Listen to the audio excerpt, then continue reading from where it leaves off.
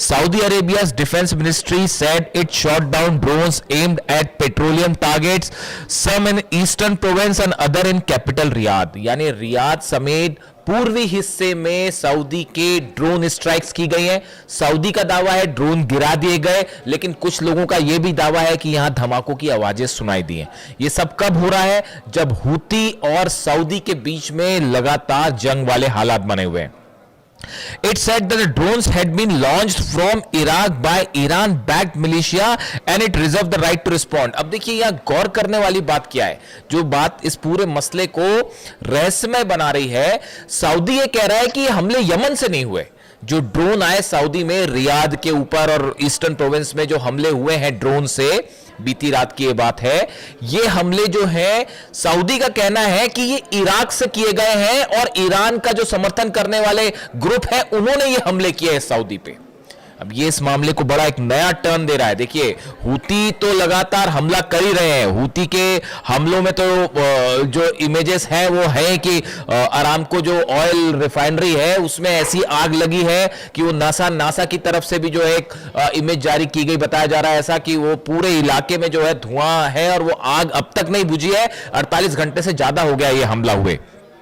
Satellite imagery circling on social media appeared to show damage caused to Saudi's Aramco oil processing facility in the country's east. Separate footage showed a large plume of smoke rising from the facility following the attack. पूरे इलाके में धुएं का गुबार देखा जा रहा है और सैटेलाइट से वो इमेजेस दिखाई दे रही है। यानी सऊदी को अरामको जो ऑयल फैसिलिटी थी ये अगबे इलाके में, यहां पर जो है बड़ा नुकसान हुआ है। Separately Houthis allies, Iran's ally Houthi in Yemen said they have targeted transit sites carrying oil west to Saudi Arabia's main Red Sea oil port of Yanbu. इन्होंने कहा है कि जो जहाज यानबू जा रहे हैं सऊदी के, उसको भी उनको पे भी हमले किए गए। देखिए 3 हमलों की खबरें तो कंफर्म थी कि 3 जहाज सऊदी के इसको हूतीस की तरफ से टारगेट किया गया, इस तरह की खबरें। अब इनका फिर से दावा आया है कि जो यानबू पोर्ट है सऊदी का, इसके पास और जहाजों को निशाना बनाया गया है। और in retaliation for what it said were Saudi drone incursion in Yemeni air space, जो यमन के एयर स्पेस में सऊदी के ड्रोन्स भेजे गए, उसका जवाब देते हुए यानबू के आसपास जो है वो हमले किए हैं हूती ने। ये हूती का दावा है। अब देखिए हालात ये है कि सऊदी के ऊपर ड्रोन गिर रहे हैं, सऊदी के ऊपर हमले हो रहे हैं लगातार, सऊदी ड्रोन अटैक कर रहा है यमन में, इस तरह की खबरें। लेकिन इसके बीच में जो गौर करने वाली बात मैं रिपीट कर रहा हूं कि सऊदी कह रहा है सब इराक से हमले हो गए, और इराक से हमले का होने का मतलब है वो सऊदी खुद ही कह रहा है कि ईरान समर्थित जो ग्रुप है उसने ये हमले किए हैं। मतलब दूसरे शब्दों में ईरान के ड्रोन से ही स्ट्राइक की गई सऊदी में, जो अंदर की कहानी। अब देखिए अब दूसरी खबर आ जाइए। दूसरी खबर है इजराइल में तो कल सेडोट इलाके में वैसे ही हंगामा मच गया था। जो 2 कंपनीज में ऑयल, जो केमिकल कंपनीज है उसमें ऑयल कंपनी में जो धमाके हुए, आग लगी, उसके बाद वहां पर अमोनिया फैलने की खबर थी, तो वो उसको ऑलरेडी ड्रोन स्ट्राइक मानी जा रही थी। तो पूरे इजराइल में कल इसको लेकर खबरें थी कि भाई ये हमला हो गया। उसके बाद रात को फिर एक बड़ी चौंकाने वाली खबर आई। खबर ये आई कि इजराइल में जो है वो जॉर्डन का जो बॉर्डर लगता है वहां से 2 ड्रोन्स अंदर आ गए, और इजराइल का दावा है कि हमने उसको मार गिराया। ऐसा इजराइल का दावा है, वो मार गिराया पता नहीं, लेकिन 2 ड्रोन्स अंदर आए। अब ये ड्रोन किसने भेजे हैं इसको लेके कंफ्यूजन है। इजराइल कुछ बोलने को तैयार नहीं है। अब जॉर्डन के बॉर्डर से अगर इजराइल में ड्रोन आएगा तो या तो वो हिजबुल्लाह ने भेजे हैं या ईरान के ड्रोन्स है। तो अब इसको लेकर पैनिक है इजराइल में कि भाई ये ईरान के ड्रोन्स आए हैं। कल जो ऑयल, जो केमिकल कंपनीज में आग लगी थी 2, वो भी ड्रोन स्ट्राइक थी, इस तरह की भी चर्चाएं हैं। हालांकि इसकी कोई पुष्टि नहीं है, ना ईरान ने कुछ कहा ना इजराइल ने इस तरह की बात कही, लेकिन वो चर्चाएं इस तरह की, वो अटैक इस नेचर का था या वो हादसा इस नेचर का था। आप अटैक नहीं कहिए, हादसा इस नेचर का था। अब ये 2 ड्रोन आने की खबर कंफर्म है। ये सब कब हो रहा है? जब नेतन्याहू जो है डोनाल्ड ट्रंप से मिलने के लिए वॉशिंगटन में है, यानी नेतन्याहू वहां मिल रहे हैं, यहां पर जो है ड्रोन्स आए जा रहे हैं इजराइल के ऊपर। अब आप बात कर लीजिए जॉर्डन की। जॉर्डन में भी खबरें हैं कि 2 ड्रोन से स्ट्राइक की गई है, ये जॉर्डन का दावा है। अब जॉर्डन में कौन स्ट्राइक करेगा आप खुद ही समझ लीजिए। दोनों ईरानी ड्रोन्स बताए जा रहे हैं कि ईरान के जो ड्रोन्स थे इससे हमले हुए हैं जॉर्डन पे, ऐसा जॉर्डन का कहना है। और 2 ड्रोन्स जो है वो टेरिटरी में अंदर आए, धमाके हुए नहीं हुए पता चलेगा, खबरें सामने आएंगी। यानी जॉर्डन में भी हमला है। आप इराक की बात करें, इराक में बड़ी स्ट्राइक हुई है, बड़ी स्ट्राइक हुई है, ड्रोन स्ट्राइक। शायद 136 ड्रोन से ये हमले किए गए हैं। करीब 5 से 6 जगहों पर धमाके हुए हैं। जो अमेरिकी एम्बेसी है उस एम्बेसी के पास ड्रोन स्ट्राइक हुई। उसका नतीजा यह हुआ कि करीब 10 फाइटर जेट अमेरिका के तुरंत टेक ऑफ करते हैं।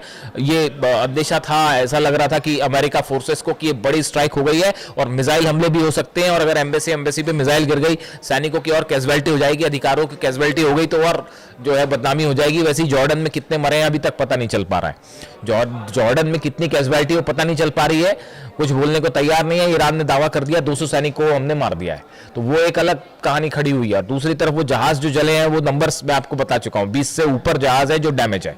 ऐसा दावे हैं कि 20 से ज्यादा जहाज जो है वो ईरान ने डैमेज कर दिए। अब ऐसे में ये इराक पर हमले क्यों हो रहे हैं, जरा इस बात को समझिए, समझना जरूरी है। ये हमले कोई रैंडम हमले नहीं हो जा रहे कि बस आज मन किया इसलिए हमले कर लिए, ऐसे हमले नहीं है। जो मेरी जानकारी है उसके मुताबिक एक बैठक होती है, ये बैठक हुई थी 24 घंटे पहले। इस बैठक में डोनाल्ड ट्रंप शामिल थे, जितने अधिकारी हैं, ब्रेड कूपर सेंटकॉफ के चीफ हैं वो शामिल थे, Dan Caine, general Dan Caine शामिल थे, पीट हेग्सेथ शामिल थे। इस बैठक में बताया जाता है कि ब्रेड कूपर की तरफ से डोनाल्ड ट्रंप को यह ब्रीफ किया गया सेंटकॉम चीफ की तरफ से कि भाई हमने जितनी स्ट्राइक्स करनी थी ईरान पर वो कर ली। एयर स्ट्राइक्स की लिमिट होती है कि वो कर लिया, जितना नुकसान पहुंचाना था पहुंचा लिया, अब इससे ज्यादा एयर स्ट्राइक करने का फायदा नहीं है। तो फिर बोला जाए कि अब क्या किया जाए, तो बोले ग्राउंड ऑपरेशन एकमात्र तरीका है कि ग्राउंड ऑपरेशन किया जाए। ईरान उसके लिए तैयार बैठा है। ईरान कह रहा है यू आर वेलकम, कदम रख के देखिए हमारी जमीन पर, उसके बाद हम बताते हैं क्या होगा। वो ईरान की सेना तो 8-9 लाख सैनिक तो तैयार है ही है, वो 9 करोड़ जनता भी तैयार है। वो तो पिछली बार हेलीकॉप्टर रेस्क्यू, जो प्लेन का पायलट जो क्रैश हो गया था, प्लेन और पायलट फंस गया था वहां पे, और वो जो है उसको निकालने के लिए ईरान की सेना बाद में पहुंची, वो आम लोग जो है वो भिड़ गए थे अमेरिकन फोर्सेस से। तो वो जो 9 करोड़ लोग हैं वो अलग तैयार है। एक भी सैनिक ने अगर कदम रखा तो क्या होगा, तो बोले ग्राउंड ऑपरेशन करेंगे। तो फिर ग्राउंड ऑपरेशन करेंगे तो ग्राउंड ऑपरेशन कैसे किया जाए, तो ऐसी खबरें हैं सोर्सेस से। रशिया की केजीबी ने यह अलर्ट दिया ईरान को कि जो इराक बॉर्डर है उसको लेकर अलर्ट रहिए, यहां से किसी तरह का ग्राउंड ऑपरेशन होने की खबरें हैं कि अगर अमेरिका यहां से ग्राउंड ऑपरेशन करके अंदर घुसने की कोशिश कर सकती है अमेरिकन फोर्सेस, या कुर्द लड़ाकों की मदद से यह ऑपरेशन हो सकता है। इसीलिए आप ये जो देख रहे हैं लगातार हमले हो रहे हैं, कुर्दिश लड़ाकों के जितने हथियारों के ठिकाने हैं या जहां से वो ड्रोन लॉन्च कर सकते हैं या जहां पर उनके बेसेस हैं, इन सबको तबाह किया जा रहा है। ये इंफ्रास्ट्रक्चर तबाह किया जा रहा है, और यही ईरान की प्रीएम्प्टिव स्ट्राइक की नीति है, जो कि अहमद वाहिदी साहब जिसको फॉलो कर रहे हैं, जिसको अली खामनेई साहब ने हमेशा अपने सामने रखा, और यही वो कासिम सुलेमानी साहब की रणनीति है कि कैसे दुश्मन से एक कदम आके रह के अगर आपको लगे कि सामने वाला खतरा है उसको आप तुरंत खत्म कर दीजिए। तो यही इराक में किया जा रहा है, इसके पहले कि वहां पर किसी तरह की कोई ग्राउंड ऑपरेशन की संभावना बने, उसको तबाह किया जाए, और इसीलिए ये स्ट्राइक हो रही है। और यूएई की एक कंपनी पर भी जो हमला हुआ, यूएई की कंपनी जो कि किरकुक में जो हमला हुआ, यूएई की ऑयल रिफाइनरी, उसके ऊपर ड्रोन स्ट्राइक की गई। तो आप देखिए खेल, मिडिल ईस्ट का खेल समझिए आप कैसे खेल चल रहा है कि सीधी लड़ाई नहीं हो रही। ईरान और अमेरिका में बड़े सीधे हमले नहीं हो रहे, लेकिन हमले ऑयल कंपनीज, ऑयल बाबल मंदेब बंद है, सऊदी की ऑयल रिफाइनरीज जल रही हैं, उधर पे रूस वाला मैटर अलग है, रूस की ऑयल रिफाइनरी अलग जल रही है, वो यूक्रेन हमले कर रहा है, ईरान को लेके पुतिन और ट्रंप आमने सामने है, वो एक अलग बात है। इराक में देखिए, इराक में जो यूएई की ऑयल कंपनीज है उस पर हमले हो रहे हैं, यमन में हमले हो रहे हैं, इजराइल पर जो है वो 2 ड्रोन अंदर आ गए, और वो केमिकल फैक्ट्री में आग जो लगी है वो अभी भी संदेहास्पद है, तो उसको लेकर वो अलग खबर है। जॉर्डन पे हमले हैं, और नई वार्निंग आ गई है ईरान की तरफ से। ईरान ये कह रहा है पिछले 48 घंटे के अंदर, देखिए जो पीटरसन वॉरशिप है अमेरिका का, जो कि अरब सागर में था, ये हॉर्मुज के थोड़ा करीब आया है, और इसने जो है जितने जहाज ईरान के जो जहाज हॉर्मुज से आना जाना कर रहे हैं उनको रोकने की कोशिश कर रही है अमेरिका की नेवी।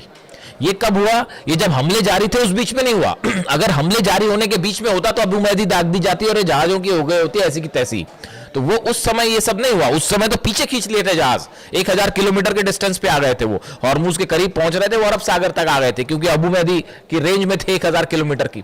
फिर ये हुआ कि जब ये हमले बंद हुए तब ये यूएसएस पीटरसन जो है ये एक्टिवेट हुआ और कुछ जहाज अब ये ईरान के जहाजों को रोकने की कोशिश कर रहे हैं, जो तेल के जहाज ईरान जा रहे हैं या आ रहे हैं। उसको लेके ईरान की तरफ से वार्निंग आ गई है कि अगर ये जो तमाशा आपका चल रहा है ये चलता रहा, हमारे जहाजों को रोकने की कोशिश हुई तो फिर आपका एक भी जहाज नहीं बचेगा और सीधी स्ट्राइक होगी। तो हॉर्मुज को लेकर तनाव बढ़ गया है, बाबल मंदे बंद है ही। इसके साथ ही मुस्तफा खामनी साहब का संदेश मैंने कल आपका जिक्र कर दिया था, इसमें उन्होंने साफ शर्त रख दी कि लेबनान में हमारे इजराइल की सेना को पहले वापस बुलाइए, लेबनान पर पूरे हमले रोकिए, वरना कोई बात नहीं। अब ये बीच में जो बातचीत की खिचड़ी पकड़ी है अलग चल रही है, पाकिस्तान भी इन्वॉल्व है, कतर भी इन्वॉल्व है, ओमान भी इन्वॉल्व है, इजिप्ट भी इन्वॉल्व है। वो सब अधिकारी मिलकर आपस में बात कर रहे हैं, वो अनऑफिशियल टॉक्स है। ईरान ने साफ कह दिया कोई हमारी ऑफिशियल टॉक नहीं हो रही। अब क्या चर्चा होगी, क्या यूरेनियम और क्या न्यूक्लियर इंस्पेक्शन इन हालात में? आपने फिर हमला करके 54 लोगों को शहीद कर दिया ईरान में, क्या टॉक करना उनसे? कोई टॉक वॉक नहीं होने वाली, और होगी भी तो कोई नतीजा नहीं निकलने वाला। डोनाल्ड ट्रंप यही कह रहे हैं कि अगर नतीजा नहीं निकला तो फिर हम ऐसा कर देंगे वैसा कर देंगे, तो वो जो कर देंगे वो देख लिया जाएगा। ईरान कह रहा कर लो जो करना है। तो इस हालात में नेतन्याहू और ट्रंप की मुलाकात पर नजर है, वहां क्या निकल के आता है आपको बताएंगे।